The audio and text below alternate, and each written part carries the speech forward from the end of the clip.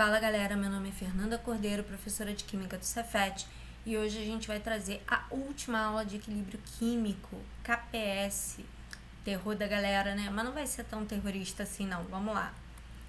Bom, primeiro, o que é produto de solubilidade, né?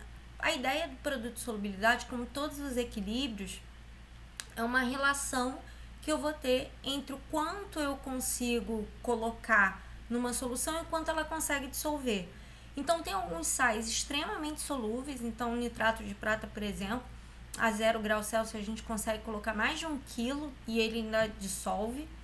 Tem alguns que tem uma solubilidade baixa, né? O sulfato de cálcio, que é gesso, a gente só consegue dissolver 2 gramas, e alguns que a gente consegue dissolver quase nada, né? Nesse caso aí, a gente está dissolvendo 0,009 gramas de sulfato de bário na mesma quantidade de água, na mesma temperatura. Claro que eu posso mexer na temperatura e alterar a temperatura pode melhorar essa solubilidade, mas ainda assim, mesmo eu mexendo na temperatura, esses sais que a gente chama de pouco solúveis ou insolúveis, né, esses de baixíssima solubilidade, ainda assim a gente não vai conseguir fazer uma melhora muito grande dele, ele não vai conseguir ficar solúvel, mesmo você mexendo na temperatura.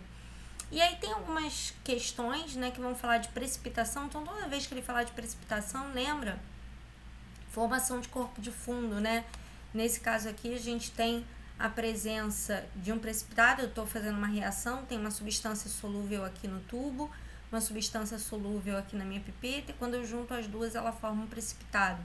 Ela forma uma substância de baixa solubilidade. Rapidinho ela atinge o KPS, ela atinge o limite e começa então a precipitar. No nosso organismo isso também pode acontecer, galera. No nosso organismo essas precipitações elas também são muito comuns. Então cálculo na vesícula, cálculo nos rins, né? Tudo isso são cristalizações gota, que são cálculos, né? São cristais que se formam nas juntas, né? Muitos por conta de características do próprio organismo daquela pessoa, e às vezes por uma questão alimentar. Às vezes você se alimenta mal, bebe pouca água, e isso acaba influenciando na produção desses cálculos, né, desses cristais. Muitas das vezes a gente tem que operar. Uma das coisas que a gente tem que estar ligado, né, é em relação a essa precipitação. Quando é que essa precipitação acontece, né? Em que situação essa precipitação acontece? Primeira coisa que a gente tem que entender, galera, é que quando você precipita, esse sal ele vai ficar entrando em equilíbrio com a parte aquosa. Então, a parte desse precipitado vai se dissolver, uma parte dessa solução vai ficar na forma precipitada. Então, eu consigo fazer esse equilíbrio dinâmico.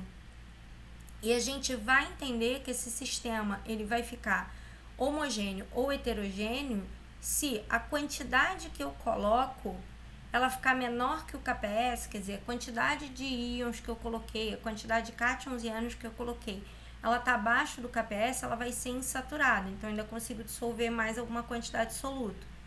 Se eu bater a quantidade de sais que eu coloquei, bater certinho com o KPS, ela vai estar saturada e não, isso é muito importante, gente, muito importante. Se eu atingir exatamente o KPS, eu não tenho precipitado, tá? Se os valores que eu colocar atingirem exatamente o KPS, ela tá no limite, eu não posso botar nem mais 1 grão, mas ela não precipita. Ela só precipita se eu colocar mais sal do que elas suportam, né? E aí a gente pode produzir uma solução supersaturada, que é instável, e aí ela começa a precipitar, justamente por conta da baixa estabilidade dela. E aí a gente vai calcular a constante, né? Então, lembra, no início, se eu tiver uma solução só saturada, ela não tem precipitado. Mas aqui a gente preparou uma solução que é saturada com o corpo de fundo. Então, a gente vê aqui, ó, a parte da solução que está saturada. E aqui no fundo, ó, o precipitado, ele está sólido aqui. Então, eu vou ter sólido se dissolvendo e vou ter substâncias, né, íons aqui, que vão estar precipitando. E eu vou atingir o equilíbrio, eu vou atingir esse KPS quando as velocidades de ida e volta forem iguais. Então, a velocidade que eu dissolvo é a mesma velocidade em que eu precipito. Produto de solubilidade, então, vai ser a constante que determina esse valor. Vai ser uma relação, e aí, como toda constante, a gente viu várias constantes nas aulas anteriores, todas elas vão ser produto sobre reagente elevado aos seus coeficientes. O que a gente tem que estar ligado é que o nosso reagente no KBS é sempre um sólido. Então, apesar da lógica ser produto sobre reagente elevado aos seus coeficientes, eu nunca vou ter o denominador. Porque no nosso caso aqui, né, quando a gente está discutindo o KPS, eu sempre vou ter como reagente alguma coisa sólida. E sólido não entra em nenhuma constante.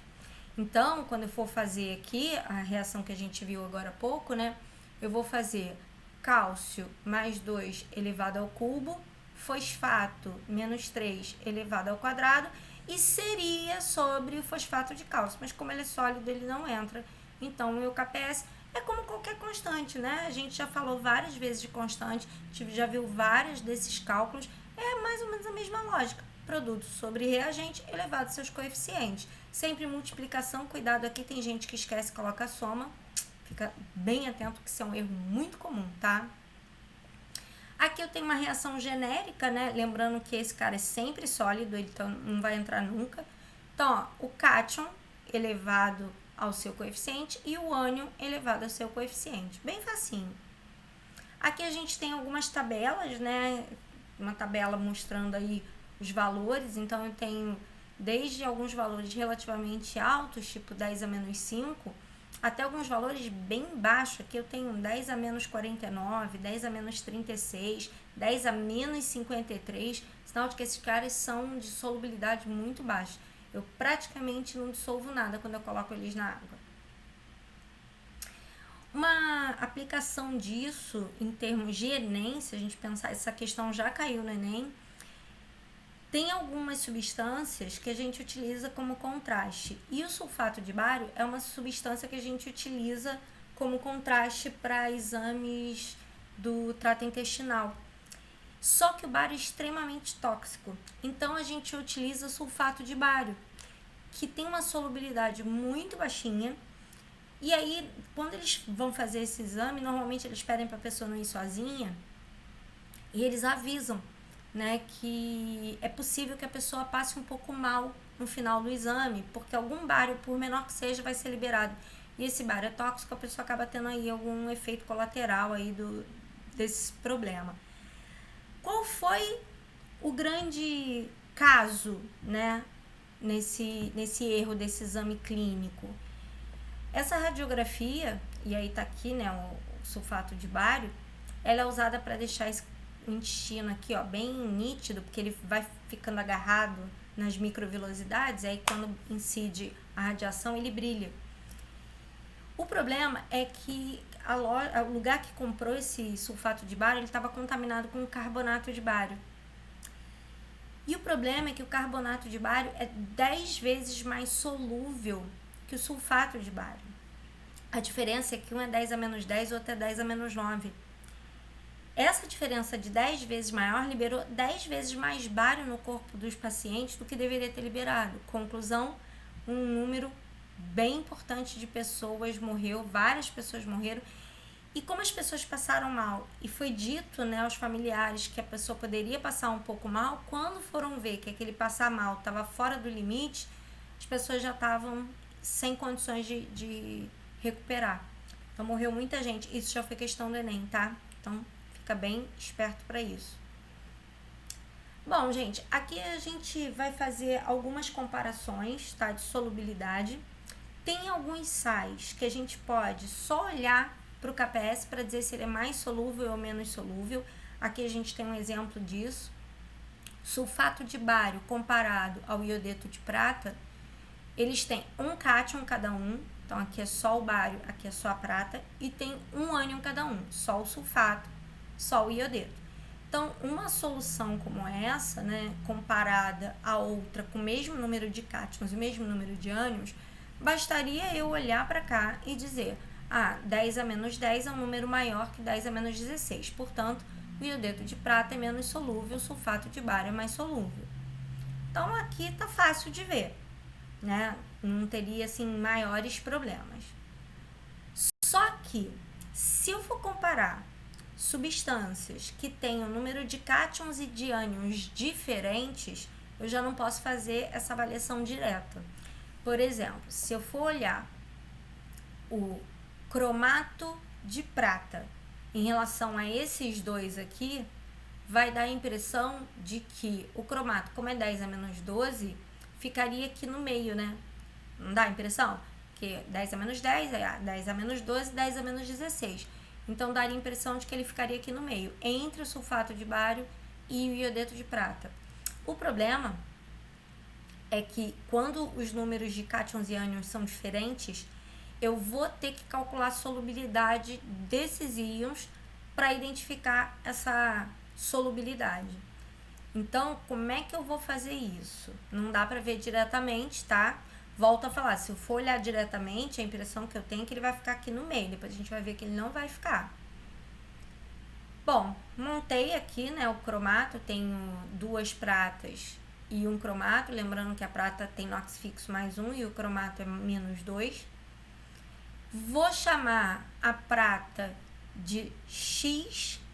Quer dizer, na verdade ela é 2x, porque ela é o dobro da concentração. Se eu voltar aqui, ó, para cada um cromato liberado eu vou ter 2 pratas liberadas, como se fosse CaCl2, que eu liberaria um cálcio e 2 cloretos.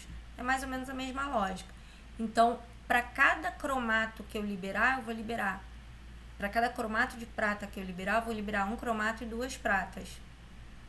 Então, cromato de prata, substituindo o KPS, que é 4 vezes 10 a menos 12, isso ele me deu.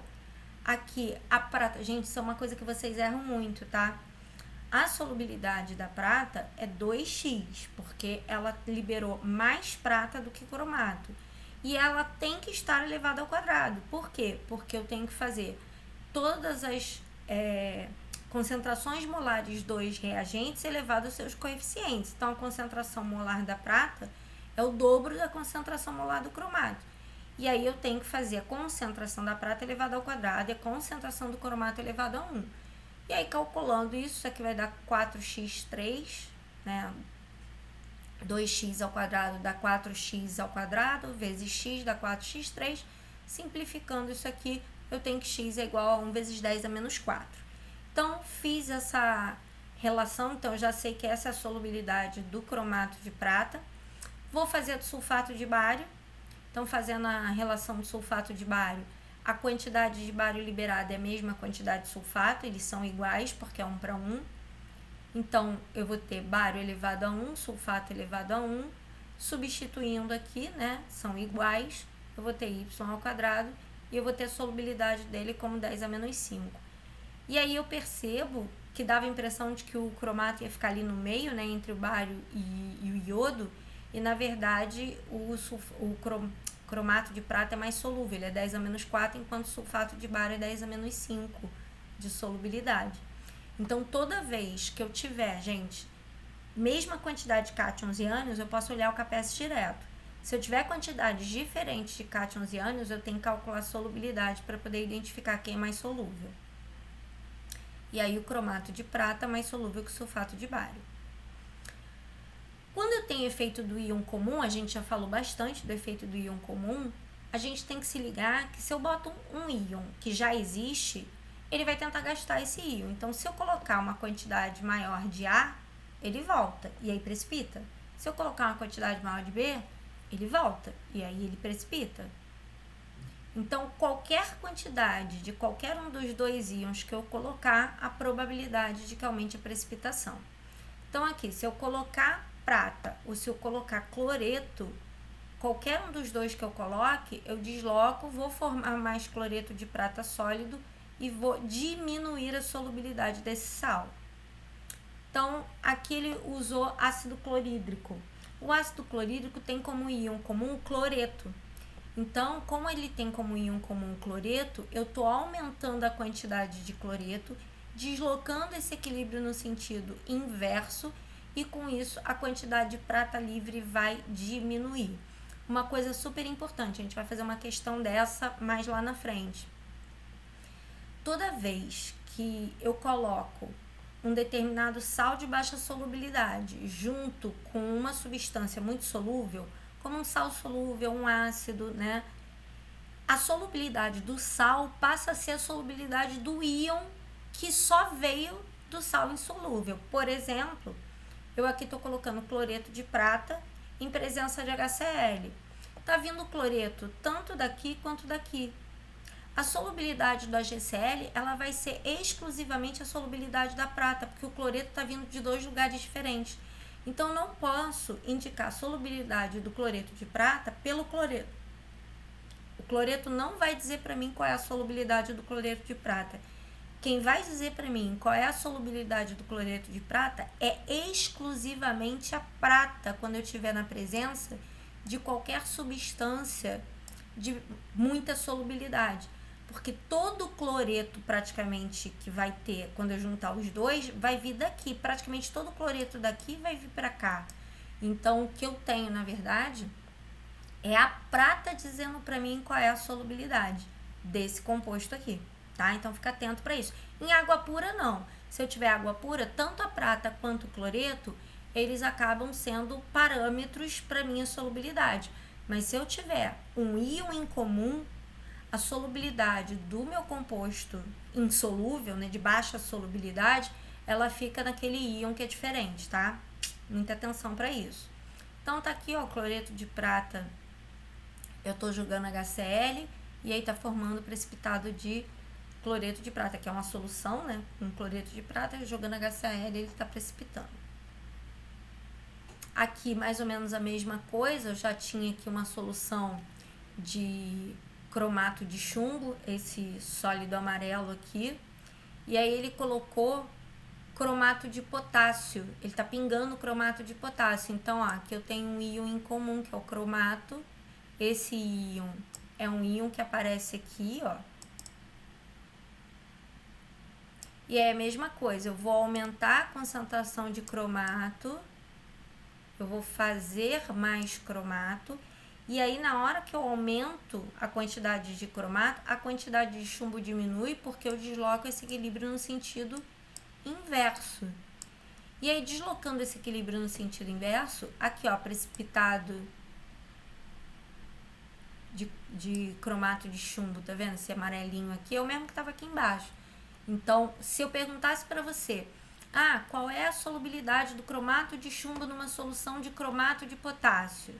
Eu tenho que calcular a quantidade de chumbo que ficou livre, porque o cromato está vindo de outro lugar. Então, a solubilidade desse composto aqui, na presença desse camarada aqui, é exclusivamente a quantidade de chumbo que ficou em solução. Então, muita atenção para isso, tá? E aí, qualquer íon em comum, eu acabo forçando uma precipitação. Eu posso prever se vai ou não haver precipitação. Quando eu junto dois íons, né, eu posso tentar, será que vai precipitar? Será que não vai precipitar? Como é que eu faço para identificar isso? Então, aqui eu estou dando dois sais solúveis, tá? E aí eu sei que eles são sais solúveis, porque nitrato, não existe nitrato de baixa solubilidade, todo nitrato é solúvel. E todo composto da 1 é solúvel, então o iodeto de potássio é solúvel. E aí ele indica se vai ou não haver precipitação de PbI2. O que eu vou identificar aqui? Ele me deu lá o KPS do PbI2 e eu vou ter uma relação de dupla troca, tá? Então, o chumbo do primeiro composto vai se juntar com o iodeto do segundo composto, e aí eu vou formar o iodeto de chumbo, e o nitrato vai se juntar com o potássio para formar nitrato de potássio. Só um detalhe, o NOx que ele tinha antes, ele mantém depois. Então, aqui é chumbo 2, eu vejo por aqui, ó, tem chumbo 2 aqui. E o nitrato veio do ácido nítrico, HNO3, ele é menos 1, e ele vai continuar com o mesmo NOx, tá?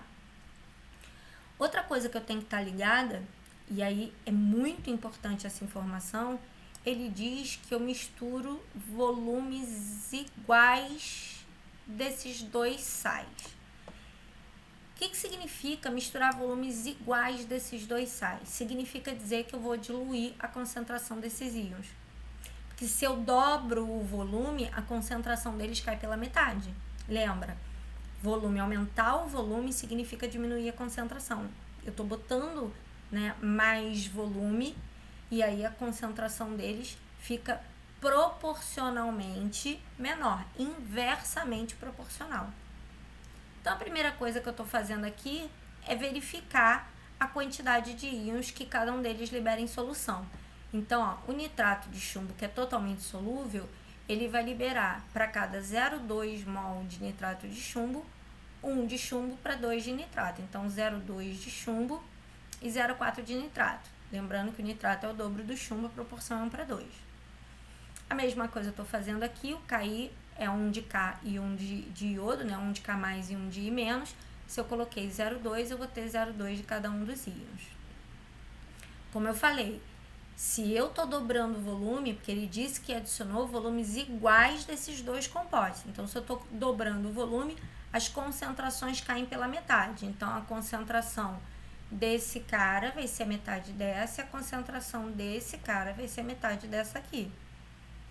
Bom, esse aqui seria a formação, a reação de formação do PbI2, né? Então, o chumbo que tiver nessa solução vai encontrar com o iodo dessa solução e vai reagir formando o iodeto de chumbo.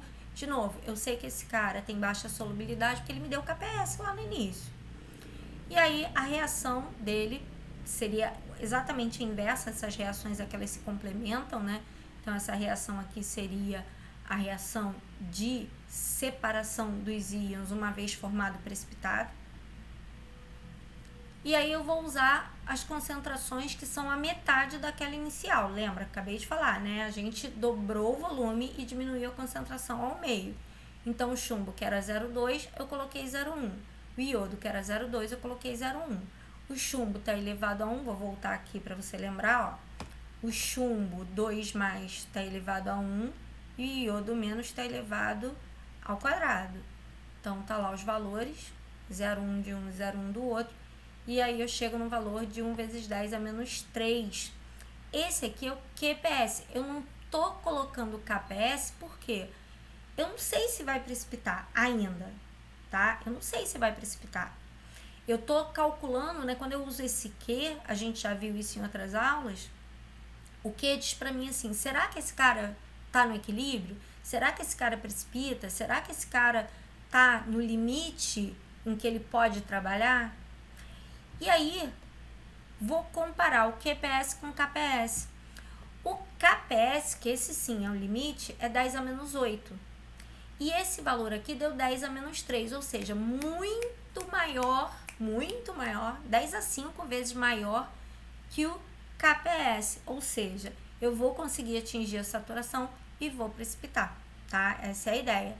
Se ele fosse igual, ele ficaria saturado e não precipitaria. Se ele ficasse abaixo, ele estava insaturado, mas ele ficou muito maior, então sim, ele vai precipitar. E algumas aplicações, né? A gente tem pH, solubilidade e deterioração dos dentes, isso já caiu no Enem não sei nem quantas vezes. Então, essa aqui é uma coisa que acontece no teu dente normal. Isso aqui é uma hidroxiapatita, é o verniz do seu dente. Aqui, considerando alimentos ácidos, café, Coca-Cola, sucos de limão, de abacaxi. E esse material ácido, ele acaba reagindo com essa hidroxila e deslocando o equilíbrio no sentido de dissolver o esmalte do dente.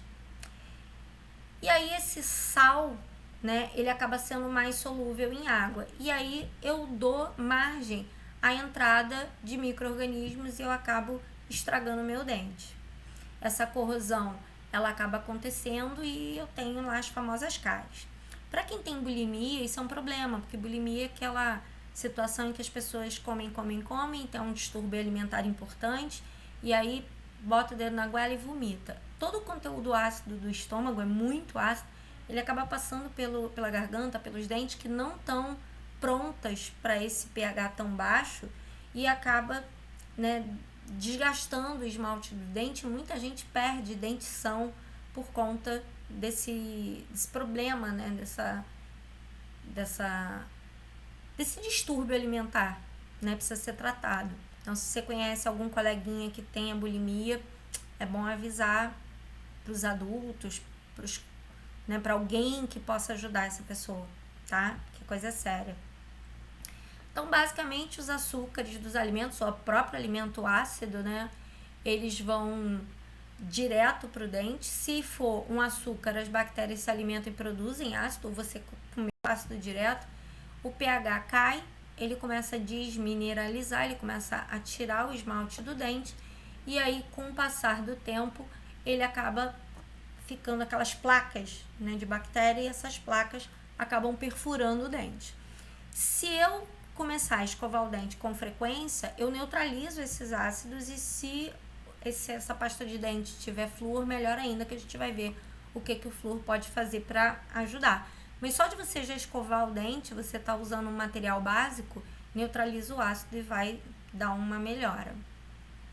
Aqui, ó, os restos de alimento, tá? Mostrando aqui bem claro, né, a degradação, e aqui onde a placa acaba se acumulando e pode atingir os vasos sanguíneos, nervo, e aí dá dor de dente. E aqui quando a gente escova o dente, que protege esse esmalte, essa hidroxiapatita, ela fica protegida. Se tiver flúor, melhor ainda. Por quê? O flúor, ele tem quase o mesmo tamanho da hidroxila e tem a mesma carga. E aí, o que acontece? O flúor, ele troca de lugar com a hidroxila, e ao invés de hidroxiapatita, eu passo até a fluorapatita. A fluorapatita, diferente da hidroxiapatita, não é atacada pelos ácidos. Por isso que é importante, de tempos em tempos, a gente fazer a fluoretação dos dentes. Bom, em média, né, o ácido do estômago, ele pode chegar a pH 1,5, 2 em média, né? Então, é muito ácido, gente, é muito ácido, tá? A água tratada no Brasil, ela contém flúor, e todas, né, teoricamente, as pastas, os cremes dentais, eles contêm flúor, que ajuda a diminuir esse desgaste do esmalte do dente, tá? Então, fica aí a dica para escovação do dente. Outra aplicação também, né, que a gente já tinha visto do intestino lá, né, do sulfato de bário, agora a gente viu o dente. Outra importante, formação de estalactite, estalagmite. A água da chuva, ela cai sobre o solo, ela começa a dissolver compostos de baixa solubilidade, mas ela dissolve um pouco. Então, alguns carbonatos, por exemplo, como carbonato de cálcio, que é pouco solúvel, mas ele consegue dissolver um pouquinho. E aí ele vai infiltrando pelo solo, e aí quando ele chega aqui, como essa infiltração é muito lenta, ele começa a fazer gotejamento, ele faz gotinha a gotinha para pingar daqui para cá, e para formar os rios, os lagos subterrâneos, né? Só que nesse período entre ele aflorar aqui no solo e chegar aqui na ponta, parte da água evaporou. Nessa evaporação da água, uma parte daquele carbonato de cálcio, ele concentrou, atingiu o KPS e precipitou. E aí ele vai formando, durante milhões de anos, né, essas formações aqui. Se ele conseguir pingar aqui para baixo, se ele conseguir que uma parte pingue, ele pode evaporar aqui e acabar formando sólido aqui. E o que não evaporar acaba virando realmente os rios e os lagos subterrâneos. Aqui tem formações muito antigas, para ele encostar um no outro assim, gente, isso aqui é uma formação de muitos milhares de anos. E aí as pessoas, elas são estimuladas a não encostar aqui, porque isso é muito frágil, né? Qualquer coisa que você esbarra, isso aqui acaba quebrando. Bom, galera, aqui a gente tem a formação da estalactite, estalagmite, né? Então, eu tenho a formação dela, que é a formação de carbonato, e a decomposição dela. Qualquer meio ácido que eu coloque, ela acaba se decompondo. Então, se eu tiver uma chuva ácida em cima dessas formações de estalactite, estalagmite, ela acaba se desmanchando.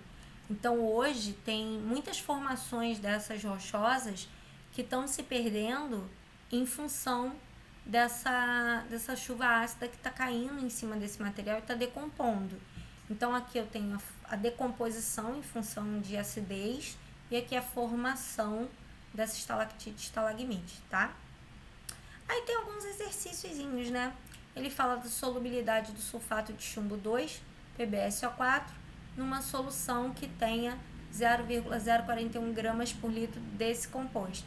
Aí ele quer saber quanto vale o KPS, quanto vale a constante de solubilidade. Primeira coisa que eu tenho que me lembrar é que toda constante de solubilidade constante de equilíbrio qualquer, ela tem que estar em mol por litro. Então, a primeira coisa, transformar esse grama por litro em mol por litro. Para isso, eu preciso achar a massa molar desse cara. Então, a massa molar desse cara aqui, o chumbo 207, o enxofre 32, o oxigênio 16, ele tem uma massa molar de 303. Então, eu posso fazer tanto por regra de 3 quanto por fórmula. Lembra, 1 mol desse cara tem 303 gramas, 0,041, quantos mol vai ter? Então, acaba gerando essa continha aqui, né? Eu quero a molaridade, então eu vou pegar a massa e vou dividir essa massa aqui, vou dividir pela massa molar, e aí eu chego na concentração de 1,35 vezes 10 a menos 4. A minha relação de solubilidade é o sulfato de chumbo liberando um sulfato e um chumbo. O KPS eu tenho quantidades iguais, então quando eu colocar ele em água, a mesma quantidade de sulfato vai ser a mesma quantidade de chumbo, e aí a concentração dele é 1,35 vezes 10 a menos 4, que é o que está solúvel. Isso aqui ele me diz que é a quantidade que está solubilizado. Então, a quantidade que solubilizou é igualzinho, é 1 para 1. Então, o quanto ele diz que solubilizou é o quanto tem de chumbo e o quanto tem de sulfato. E aí eu encontro aproximadamente 1,8 vezes 10 a menos 8. Não é difícil, é um pouquinho trabalhoso, mas nada muito complexo não. Aqui ele já me dá o produto da solubilidade, ele me dá o KPS. Ele fala da massa molar do hidróxido de ferro, então não precisei calcular, ele já me deu a massa molar. E ele quer saber o valor da solubilidade em grama por litro. Então, eu agora tenho KPS, vou achar a solubilidade em mol por litro, depois eu vou passar para grama por litro. Então, a relação é 1 ferro para 3 hidroxilas, então 1 ferro para 3 hidroxilas. Lembrando que o ferro aqui é 3+, eu consigo ver a carga dele por aqui, ó. E a hidroxila é sempre menos 1. O KPS vai ser a concentração de ferro elevado a 1, concentração de hidroxila elevado a 3. Eu tenho o valor, lembrando que aqui, gente, pelo amor de Deus, como aqui eu tenho 3 hidroxilas, se aqui eu liberar X, aqui eu tenho que liberar 3X, ok? Porque esse valor aqui é o triplo daqui. Então, se aqui é X, aqui é 3X. Ou S, 3S, tem gente que usa S, indiferente, tá? Então, substituir X e 3X aqui, tem que ser 3X ao cubo, Fê? Tem que ser 3X ao cubo, porque a concentração de hidroxila, 3X, elevado ao coeficiente, o coeficiente aqui é 3. 3X ao cubo vezes X vai dar 27X a quarta.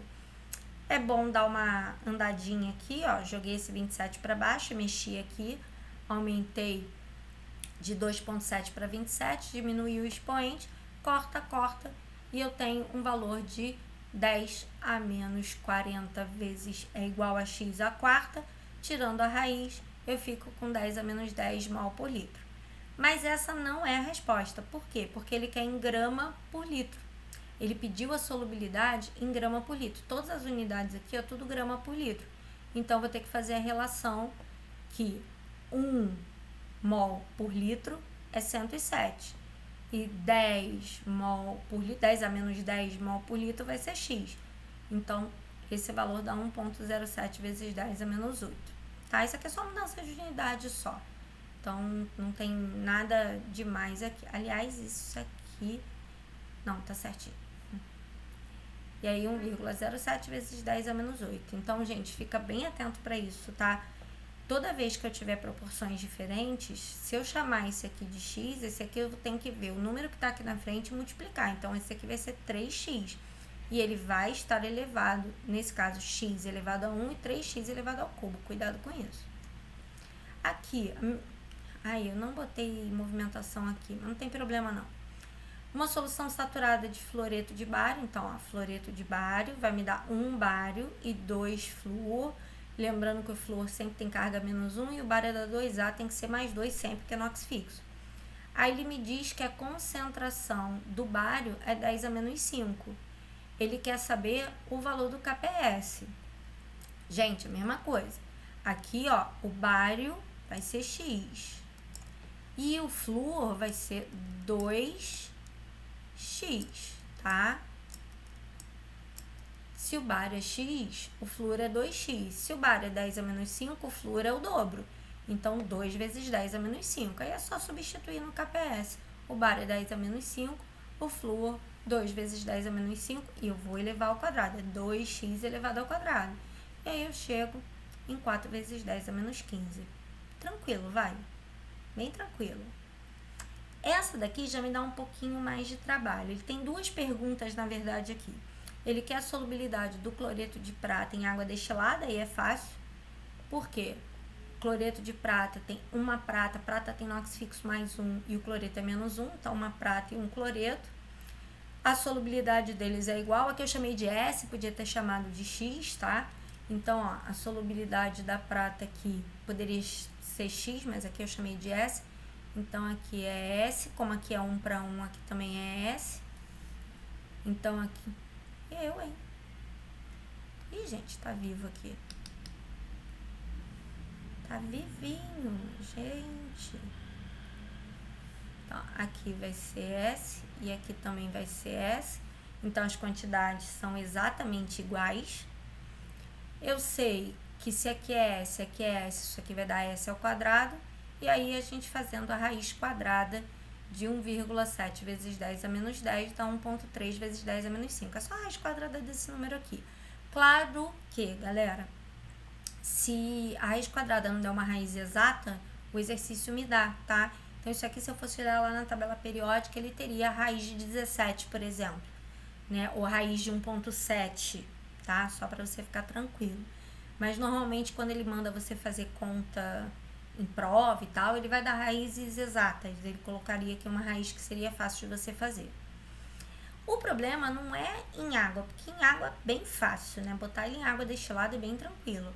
O problema é quando, numa outra situação, ele coloca esse mesmo sal numa solução de cloreto de sódio, que eu tenho um íon em comum.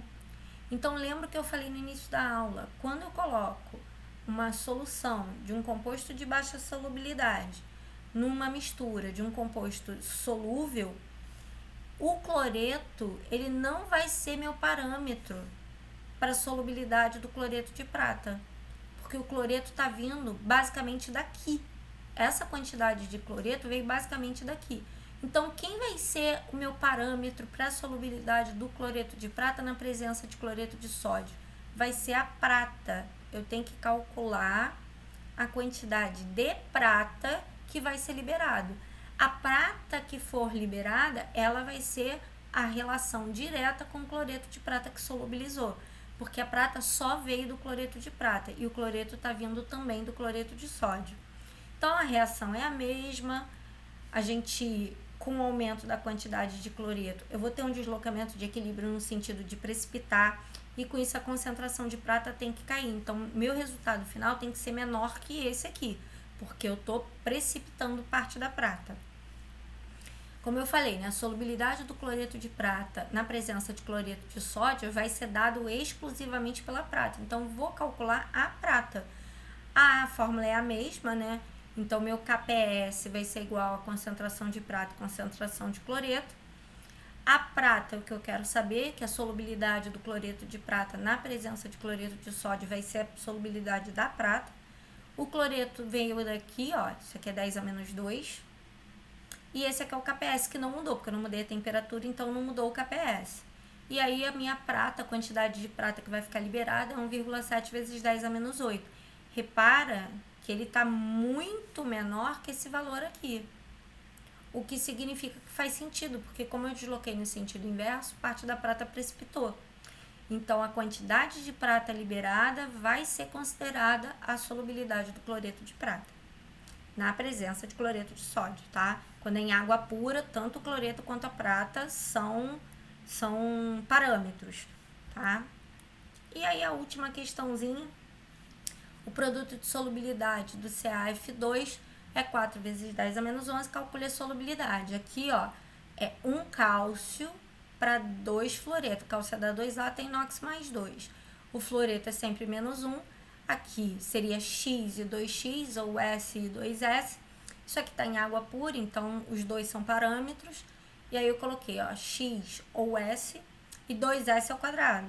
Isso aqui vai dar 4s ao cubo, posso cortar o 4 daqui com 4 daqui, e aí eu vou ficar com 2,2 vezes 10 a menos 4, que vai ser esse valorzinho, né, na raiz desse cara, tá bom? Gente, eu espero que vocês tenham conseguido entender, né? Essas questões de KPS são sempre questões que o pessoal tem muito medo, são questões que o pessoal tem muita dúvida, mas na verdade não são questões, na maioria das vezes, tão difíceis assim, tá? Então tem algumas coisas, porque como já é o último assunto, né, de equilíbrio químico, acaba que a gente busca, né, outras relações com outros conteúdos anteriores, e aí acaba a gente juntando tudo. Mas não tenha medo desse conteúdo não, tá? Faz exercício, se tiver dúvida me chama aqui que eu prometo que eu vou ajudar vocês, tá bom? Beijo, fiquem com Deus. Tchau!